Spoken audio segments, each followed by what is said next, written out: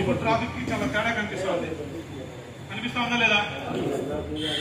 ఒకటి one side parking తీసేశారు, మళ్ళీ మొన్నటి నుంచే పెట్టండి. వన్ సైడ్ పార్కింగ్ తీసేశారు. తర్వాత వెహికల్స్ ఎక్కువైనాయి. తర్వాత పబ్లిక్ ట్రావెలింగ్ కూడా బైక్స్ ఎక్కువైనాయి. అదేవిధంగా బస్సులో పోయేదానికన్నా కూడా ఆటోలో పోయే వాళ్ళే ఎక్కువైనారు. తర్వాత తక్కువ దూరానికి ఎక్కువ సమయం వెయిట్ చేసే పని లేకుండా బస్సు అనేది టైం టు టైము వస్తుంది, కానీ అనుకున్నప్పుడంతా బస్సు దొరకదు కాబట్టి ఆటోలో పోయే వాళ్ళు ఎక్కువైనారు. అంతేనా? తర్వాత మన టౌన్లో ఇదేం టెంపుల్ టౌన్ కాదు, రేర్గా వస్తారు ఎవరైనా ఈ దేశం గుడికి వస్తారు తప్ప ఎక్కువ టెంపుల్ పర్పస్ వచ్చే వాళ్ళు ఎవరు ఉండరు. రెగ్యులర్గా వచ్చే ప్యాసింజర్లే వస్తారు, విలేజ్కి పోయే వాళ్ళు. తర్వాత ఈ టౌన్ లోపల ఈ ఏకాంబరకుప్పము సత్రవాడ పోయాలి. ఈ సత్రవాడ లేని వాళ్ళు ఎవరు? అదే పల్లెపట్టి వస్తుందా? ఫస్ట్ మనం చేస్తా ఉండే పనికి మనం ఎంతవరకు చిత్తశుద్ధిగా ఉన్నామనేది చాలా ఇంపార్టెంట్. మనం చేస్తా ఉండే పని, మనము ఒక ఆటో నడుపుతున్నప్పుడు పోలీసు వాళ్ళకి సమానంగా యూనిఫామ్ వేసుకుంటున్నాం, అవునా? పోలీసు వాళ్ళకి సమానంగా యూనిఫామ్ వేసుకుంటున్నాం. పోలీసు వాళ్ళు ఏదైతే యూనిఫామ్ వేసుకుంటున్నారో కాకి కలరు, డ్రైవర్లు కూడా కాకి డ్రెస్ వేసుకుంటున్నారు. యూనిఫామ్ అనేది దేనికి నిదర్శనము? క్రమశిక్షణకి నిదర్శనం, అంతేనా? యూనిఫామ్ లో ఎవరైనా గుర్తుపడతారా? నార్మల్గా పరిచయం ఉంటే తప్ప పెద్దగా గుర్తింపు ఉండదు. అదే యూనిఫామ్ వేసుకుంటే విలువ అనేది మన యూనిఫామ్ ఉంటుంది. మన ముందు ఉండే వాళ్ళు ఎంతో చిత్తశుద్ధితో పనిచేసింటేనే ఈ రోజు అయితే కంటిన్యూ అవుతుంది. ఇప్పుడు ఏదైతే మనం ఆటో తోలుకొని మీరు దాని మీద జీవనం సాగిస్తున్నారో, మనం చేస్తా ఉండే పనిని పక్కన వాళ్ళ కోసమో పోలీసు వాళ్ళ కోసమో లేదంటే ఎవరైనా ఏమైనా అనుకుంటారనో లేదంటే ఫైన్లు వేస్తారనే కాకుండా మనమంతటా మనమే మనస్ఫూర్తిగా మనం ఇది చేయాలా, ఇది మనం ఫాలో కావాలా అని మనం అనుకుంటే ఎవరిని మనకు చెప్పాలనా? అవసరం ఉందా? అవసరం లేదు. ఎప్పుడు కూడా పక్కన వాళ్ళు వచ్చి మన పనిని మనం గుర్తు చేయకూడదు. నేను ఈ రోజు యూనిఫామ్ వేసుకున్నా అంటే నా ఒంటి మీద యూనిఫామ్ ఉంది, అవునా? నా ఉద్యోగ రీత్యా నేను యూనిఫామ్ వేసుకోవాలంటే. అదేవిధంగా ఒక ఆటో డ్రైవర్ ఉంటాడు, ఆటో డ్రైవర్ ఉండేవాడు యూనిఫామ్ వేసుకోవాలి. వేసుకుంటే తప్ప నా యూనిఫామ్ నేను గర్వంగా ఫీల్ అవుతా. ఎందుకంటే నాకు అన్నం పెడతా ఉంది, అవునా? మీకంతా అన్నం ఏది పెడతా ఉంది? ఆటో నడుపుతున్నారు, యూనిఫామ్ వేసుకోండి. పోలీసులు ఇక్కడ పెట్టుకొని వేలాడుచుకుని ఎందుకు పోవాలా? లేదంటే కింద పెట్టుకుని ఎందుకు తగిలించుకోవాలా? లేదంటే ఏమన్నా పోలీసు వాళ్ళు వస్తే ఎందుకు వేసుకోవాలా? ఎందుకు అదే వేసుకోండి, యూనిఫామ్ వేసుకోండి. మామూలు షర్ట్ వేసుకోండి, లేదు ఆ షర్ట్ వేసుకోండి, తప్పేముంది? ఓకేనా? తర్వాత ఈ మధ్యకాలంలో గమనిస్తే ఎక్కువ ఆటోల్లో ఉండే యాక్సిడెంట్లు చాలా మటుకు వెహికల్ రికార్డ్స్ సరిగా లేకుండా, డాక్యుమెంట్స్ సరిగా లేకుండా, నడిపిన వ్యక్తికి డ్రైవింగ్ లైసెన్స్ లేకుండా, కుటుంబము చిన్న భిన్నమైన కుటుంబాలు ఉన్నాయి. ఉదాహరణకి నేనే నగిరికి వచ్చాను, ఒక ఆటో ఎక్కాలనుకుంటున్నా. ఆటో ఎక్కి దేశం గుడికి పోవాలి. దేశం గుడికి వెళ్ళాలన్నప్పుడు అయ్యా బాబు నీకు లైసెన్స్ ఉందా నేను అడుగుతానా? నాకు ఎంతకు వస్తావు? 50 రూపాయలు అయితే 40 రూపాయలకు రా. మనిషి యొక్క సైకాలజీ ఇంతే కదా, అవునా కదా? అదేవిధంగా ఇన్సూరెన్స్ ఉందని అడుగుతానా? నేను ఇన్సూరెన్స్ ఉంటే నీ బండి ఎక్కని అడుగుతానా? కానీ అదంతా ఉండేలా చూసుకోవాల్సిన బాధ్యత మా మీద, ట్రాన్స్పోర్ట్ డిపార్ట్మెంట్ మీద, మొత్తం సిస్టమ్ మీదనే ఉంది. ఇప్పుడు మామూలుగా ఏమనంటే ఇన్సూరెన్స్లు కానీ డ్రైవింగ్ లైసెన్స్లు కానీ ఎఫ్సి ఇన్సూరెన్స్, డ్రైవింగ్ లైసెన్స్ ఈ మూడే ఇన్సూరెన్స్ క్లెయిమ్ కావాలంటే ఉండేది. ఓకేనా?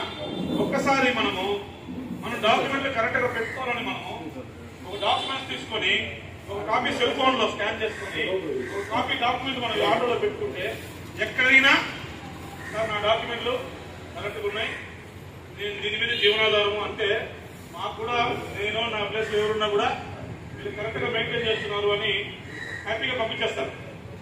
అంతేనా? అలా కాకుండా ఒకటి ఉంటే ఒకటి లేకుండా ఇందాక నేను చెప్పిన కేసులో ఒక ఫ్యామిలీ మన టౌన్ లో దిగింది, ఒక ఆటో మాట్లాడుకొని పోయింది. ఆటో మాట్లాడుకున్న పోయిన ఫ్యామిలీకి ఆటోలో సమ్ యాక్సిడెంట్ అయింది అనుకున్నాం. వాళ్ళకి ఏదైనా ఇంజరీస్ అవడమో డెత్ అవడమో చెప్తారు. అవునా? జరిగినప్పుడు ఫస్ట్ ఇన్సూరెన్స్ లేదు. ఇన్సూరెన్స్ లేకుండా వాళ్ళ ఫ్యామిలీకి ఏమైనా వస్తుందా? ఏమి రాదు. అప్పుడు నెక్స్ట్ బాధ్యత ఎవరికి వస్తుంది? ఓనర్ది వస్తుంది. ఆర్సీలో ఎవరిదైతే పేరు ఉంటుందో వాళ్ళదే బాధ్యత అవుతుంది. వాళ్ళు ఒక ఇన్సూరెన్స్ అనేది ఏ విధంగా క్లెయిమ్ చేస్తారు తెలుసా? చనిపోయిన మనిషి యొక్క వయసు ఎంత, అతను ఏం పని చేస్తాడు, అతని కుటుంబం ఎంతమంది అతని మీద డిపెండ్ అయి ఉన్నారు, భార్య, పిల్లలు, అమ్మ, నాన్న, అతను రిటైర్ అయ్యేంత వరకు ఎంత సంపాదిస్తాడు, ఇవంతా క్యాలిక్యులేట్ చేసి కోర్టులో దానికి తీర్పు చెప్పి ఇన్సూరెన్స్ క్లెయిమ్ వస్తాయి. ఇన్సూరెన్స్ ఉంటే ఇన్సూరెన్స్ కంపెనీలు ఈ అమౌంట్ పే చేస్తాయి.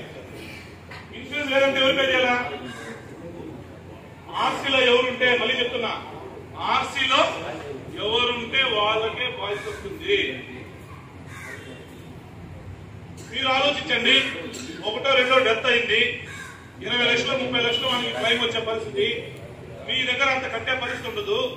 మళ్ళీ మీ జీవన శైలి బాగాలేదని మళ్ళీ మీరు కోర్టుకు అప్లై చేసుకుంటారు, మీరు ఒక అడ్వకేట్ పెట్టుకుంటారు. మీరు ఎవరికి మంచి చేసినట్టు మనం? అవునా కదా?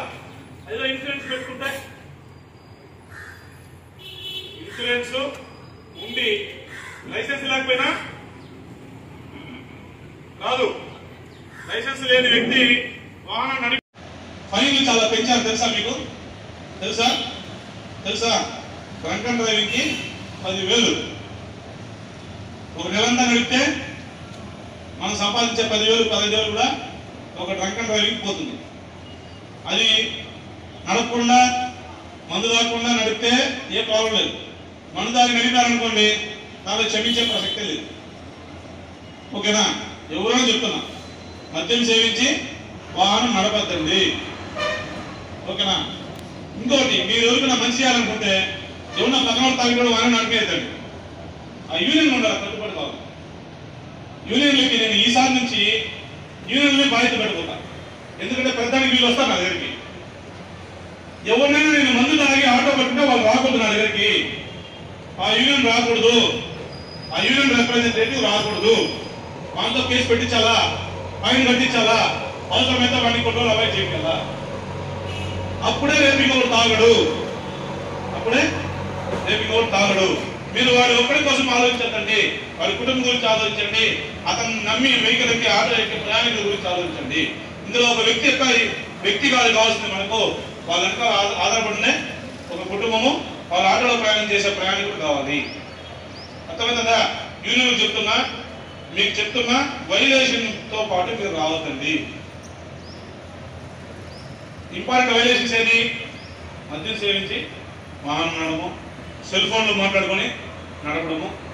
ఇంకోటి, సైరన్ వేస్తా అంటే అదేందో నాకు డిఫరెంట్ గా అనిపిస్తుంది. మా వాళ్ళతో చాలాసార్లు చెప్తున్నా, ఇదేంటే సైరన్ వేస్తా అంటే కనీసం తప్పుడు జరగనంటారు. సైరన్ అనేది చాలా అర్జెన్సీ ఉంటేనో లిమిటెడ్ సందర్భాల్లోనే వాడతాం. ఓకే, ఒక అంబులెన్స్ వచ్చింది, సైరన్ వచ్చింది, మీరు పక్కకు పోకపోతే మనకు రెస్పాన్స్ టైము, హాస్పిటల్ తెచ్చే టైం అనేది డిలే అయిందంటే ప్రాణం పోతాంగా. సైరన్ వేస్తున్నారు అంటే ఏదైనా ఎమర్జెన్సీ ఉంటేనే వేస్తారు. ఏదైనా సైరన్ వేసినప్పుడు సైడ్కి రండి, దారి చేయండి.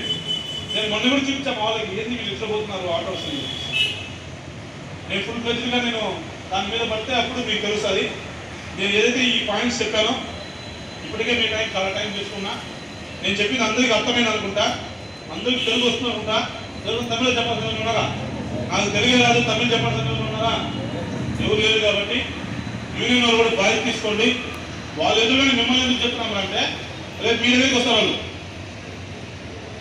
వస్తారు, కాబట్టి వాళ్ళ ఎదురుగానే మిమ్మల్ని కూడా బాధ్యత చెప్తున్నాం. దయచేసి నగరిలో ట్రాఫిక్ అనేది ఒక ఆర్డర్లోకి ఉంది. ప్రయాణికులు క్షేమంగా పోయొస్తున్నారు, ఎవరికి ఎలాంటి ఇన్కన్వీనియన్స్ లేదు, ఒక క్రమశిక్షణతో ఆటో వాళ్ళు ఉంటున్నారు అనే ఒక మెసేజ్ నాకు వస్తే చాలు. దాని నుంచి మీ దగ్గర నుంచి ఏం ఆశిస్తారు? ఓకేనా? మీరు ఎవరు చెప్పేది చెప్పండి.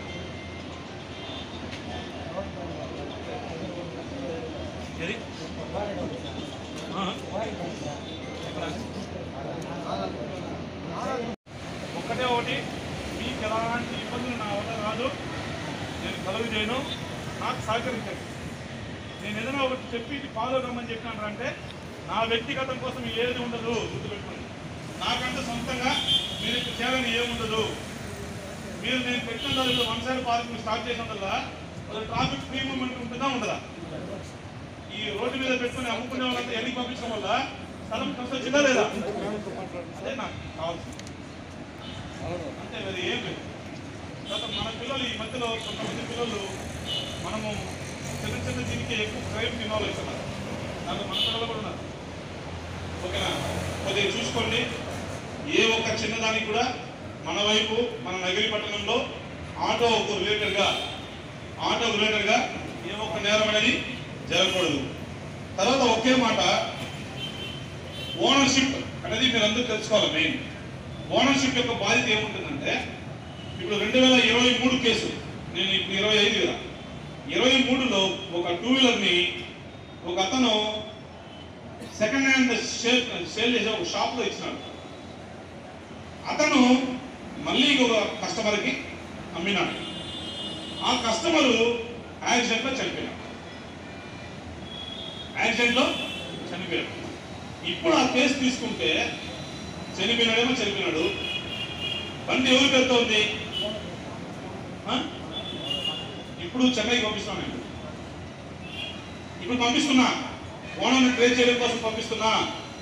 మీరు గుర్తుపెట్టుకోండి, అమ్మినా కొన్నా, మీరు ఒక ఆటో అమ్మేశారా, ఒక 10 రూపాయలు ఖర్చున పెట్టుకొని దగ్గరుండి వాళ్ళ పేరుకు మార్పించేయండి. కొనుక్కున్నారా, దగ్గరుండి మార్పించుకోండి. ఇది చాలా చాలా డేంజర్, గుర్తుపెట్టుకోండి. మనం అగ్రిమెంట్ రాసుకున్నాము, ఫామ్లో సంతకం పెట్టుకున్నాము, వాళ్ళు ఒక అమ్మినోడు ఒక ఫామ్లో రాయించాడంటే ఏ ఒక్కటి చల్లదు, ఏ అగ్రిమెంట్ కూడా చల్లదు. ఎప్పటికి చెల్లుతుంది? ఆర్సీలో వాళ్ళ పేరు ట్రాన్స్పోర్ట్ డిపార్ట్మెంట్ ద్వారా మారితే తప్ప చల్లదు. ఇది గుర్తుపెట్టుకోండి. ఎవరైనా ఆటోలు అమ్మున్నా, ఆటోలు కొన్నా కూడా ఓనర్షిప్ అనేది మార్చుకోండి. ఓకేనా? మీ సమస్య ఏదైనా ఉంటే చెప్పండి, నేను వింటాను. నేను చెప్పేది పూర్తయింది. మీ సమస్య ఏదైనా ఉంటే చెప్పండి, వింటాను.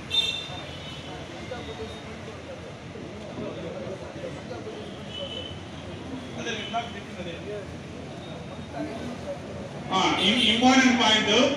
ఇంపార్టెంట్ పాయింట్ యాక్చువల్గా నేనే మిస్ అయినాను. చూడండి, వినలే బాబు, నేనే మిస్ అయ్యే ఇంపార్టెంట్ పాయింట్.